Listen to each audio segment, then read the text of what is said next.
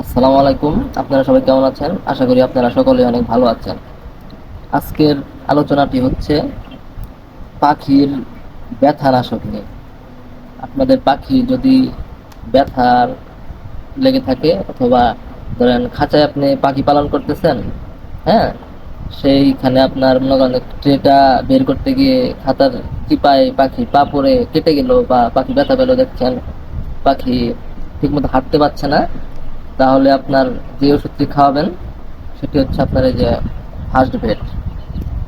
এখানে লেখাই আছে, দেখতে পাচ্ছেন আপনারা, পেন, হ্যাঁ, ফিভার, এবং কি এটার প্রয়োগ পদ্ধতি এবং নির্দেশনা, হ্যাঁ, কি অবস্থানে রাখবেন, কোন পশু পাখির জন্য কতটুকু পরিমাণে দিতে হবে, এটা সবকিছু দেওয়া আছে। এটার মূল্য 20 টাকা, 10 গ্রামের প্যাকেট। এটা খাওয়ানোর নিয়ম হচ্ছে আপনার পাখিদের জন্য, কোয়েল পাখিকে আপনার যদি কোয়েল পাখির ক্ষেত্রে দেন তাহলে হচ্ছে আপনার 1 লিটার পানিতে 1 গ্রাম যদি দিয়ে খাওয়ান পরপর 4 থেকে 5 দিন, তাহলেই আর কি হয়ে যাবে। 4 থেকে 5 দিন খাওয়াতে হয় না আপনার, 3 দিন খাওয়ালে বা 2 দিন খাওয়ালে পরেই আশা করি ভালো একটা ফলাফল পাওয়া যায়। হ্যাঁ, আর আরেকটি কথা, কোয়েল পাখির রোগ ব্যাধি হয় না বললেই চলে, তবে কোয়েল পাখির ঠান্ডাটা খুব তাড়াতাড়ি লেগে যায়।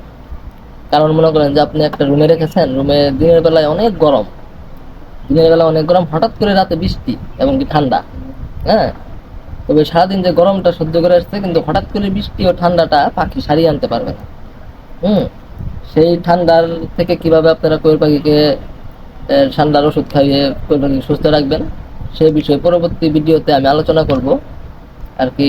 গতকালকে বলেছিলাম যে এই ভিডিওতে আমি ঠান্ডার ওষুধ নিয়ে কথা বলবো, কিন্তু আর কি আমার সময় হয়ে উঠছে না।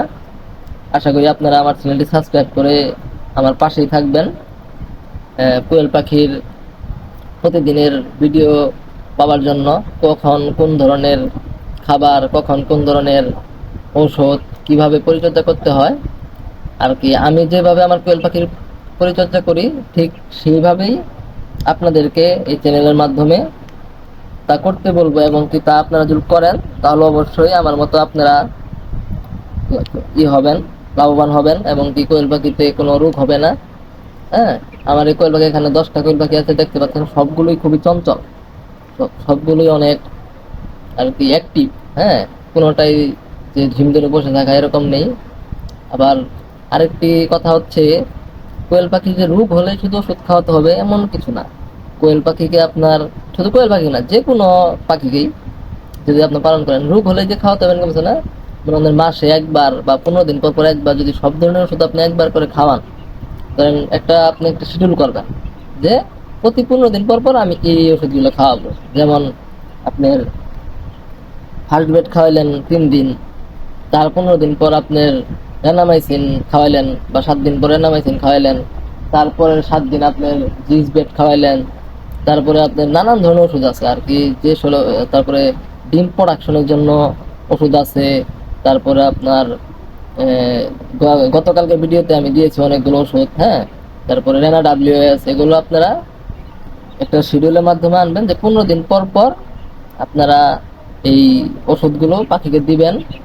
তাহলে আশা করি আপনার পাখিগুলো খুবই অ্যাক্টিভ থাকবে আর কি, রোগ হওয়ার সম্ভাবনা থাকবে না। আর প্রতি 2 মাস পর পর ক্রিমির ডোজ করবেন, এটা 2 মাস পর পর ক্রিমির ডোজ করতে হবে।